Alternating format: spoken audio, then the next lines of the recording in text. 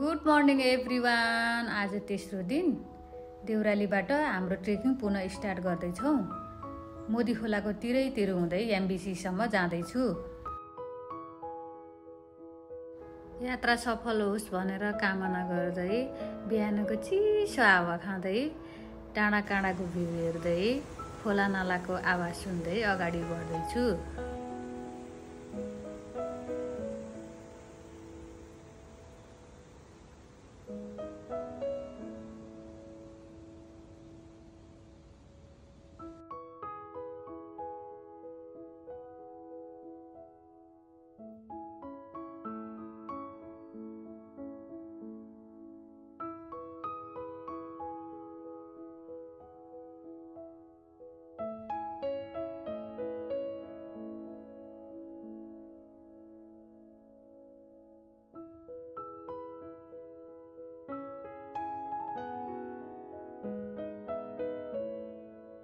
High अल्टिट्युडको कारणले होला अरू दिनभन्दा आज हिँड्न अलिक गाह्रो महसुस भइरहेको छ। देउरालीबाट हिँडेको करिब 2 घन्टामा चाहिँ एमबिसीमा पुग्यौँ।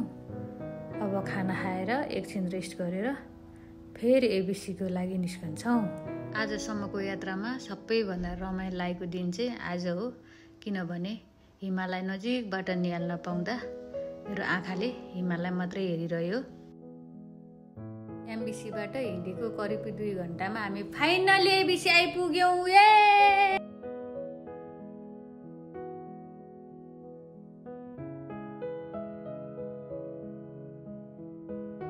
चारैतिर अन्धकार हुँदा झलमल्ल बलिरहेको हिमालको दृश्य हेर्दै आजको दिन यही अन्त्य गर्न चाहन्छु।